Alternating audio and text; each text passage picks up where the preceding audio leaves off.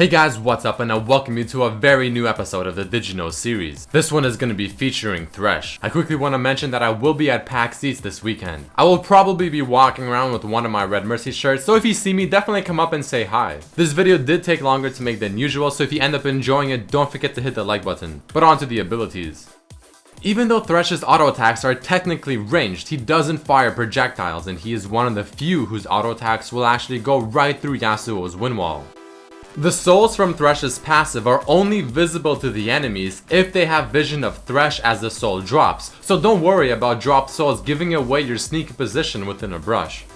The enchanted armor bonus from the defense tree that increases the bonus armor by a percentage will not work with Thresh's passive, as the bonus armor gained from his passive is counted towards his base armor and is not counted as bonus armor. On average, there is about a 33% chance that a small minion will drop a soul, but the percentage is dynamic, meaning that based on how well or how poorly you are picking up your souls, this number will change in order to help you catch up to where you should be, or maybe slow you down just a bit. Did you know that every 255 souls that Thresh collects, his passive is replaced and it is called Soul Gluttony, and getting another soul, so making it 256 souls, will reset his regular passive from the start in terms of the counter.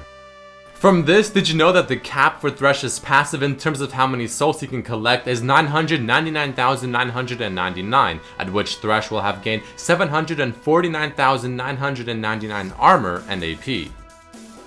A pretty sweet Easter egg is that if you're playing Thresh and you kill a Nunu, he will actually drop 2 souls for Thresh to collect, one from Nunu and one from his Yeti Willump. Unfortunately, this same thing does not work if you were to kill Sejuani. Thresh's Q is programmed as a stun, meaning tenacity can reduce the amount of time that the hook locks you down for. However, the hook itself will remain on the target no matter the tenacity. Even if Thresh were to hook a black shielded target, though the target will not get stunned, Thresh is still able to fly over to them, as the hook itself will remain on the target.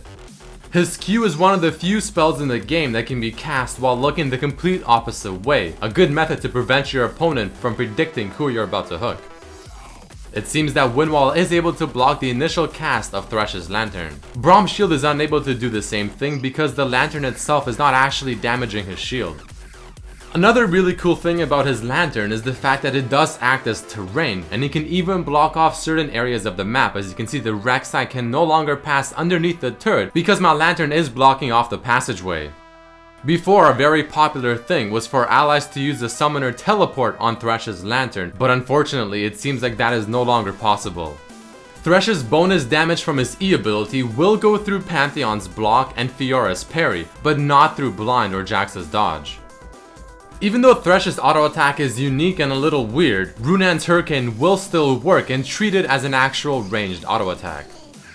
And the final thing, Thresh's Q, his E, and his ultimate can all be blocked by Spell Shield. Alright guys, let's go into some cool facts and lore about Thresh. The designer of Thresh was certainly T, who also made Darius, Zyra, Kalista, and 2 of my most favorite champions, Yasuo and Zed. The word Thresh means to use a sickle to separate grain from wheat, and Thresh's hook looks very similar to a sickle, and the connection with the wheat and the grain could be the souls from the bodies that he separates and collects. In the year of 2013, Thresh was the first champion to be released, and his base HP originally was 2013 at level 18. From this, he was also the first champion to use the new pricing methods, costing 7,800 IP for the first week. His lantern could be a being in itself, as it even collects Thresh's soul when he dies. From this, let's check out his lore. Thresh is a sadistic spectral reaper who relishes tormenting the living and the dead. Once a jailer who mercilessly brutalized all under his charge, Thresh was hanged from his own chains by the prisoners he had tortured. With his vicious essence unbound, the chain warden roams Runeterra in search of prey. He derives twisted joy from slowly breaking the minds of his most defiant victims before trapping their souls within the sickly green light of his lantern. There might be a resemblance with Thresh's lore and the Mad Doctor from Asylum. Both love torturing their victims, both got killed as revenge, yet continue to do their acts after death. Thresh is known to have trapped the soul of Lucian's wife, Senna. This happened while Lucian and Senna were hunting Thresh down, but eventually got outsmarted, and Lucian is now Thresh's enemy. As stated earlier, Thresh's auto attacks are unique since they are ranged but with no projectiles. The other champions that have the same type of auto attacks are Kale, Vel'Koz, and Azir. Did you know that Thresh has 3 different auto attack animations? At max range, he uses the sickle as a whip, mid-range he swings it at his target, and close range he hits directly with it. His dance refers to poi dancing and does several tricks from the dance as well. Also, if he throws out his lantern and then dances, he just swings around the lantern's hook rather than the lantern itself. He was the first champion who was able to affect his own ally's positioning thanks to his lantern. Thresh has one of the strongest slows in the game with his ultimate, along with Talon's E and Zillion's E, who recently got it as well, that being 99% slow. Thresh, along with Nasus, Sion, Veigar, and now Bard, can infinitely increase their stats through their own ability. Apparently, Thresh resembles one of the 7 deadly sins, being gluttony. Thresh and Draven both share a quote. Come out and play. Come out and play. Thresh's quote, I am the thing under the lid.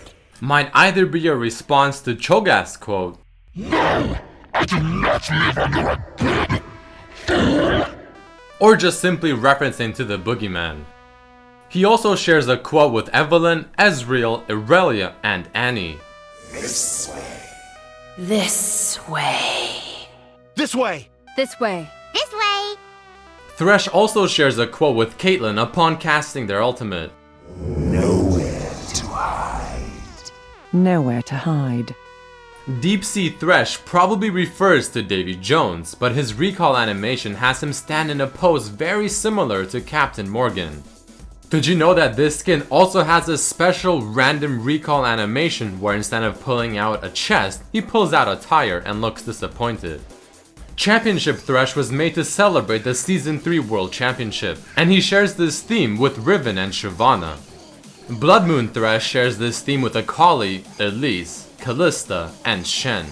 This skin may also refer to Shinigami, spirits that invite people to their deaths. Thresh's face in the skin looks very similar to the masks used in Japanese no theaters. And since Thresh is a member of the Shadow Isles, Karthus, Mordekaiser, and Hecarim are all his allies.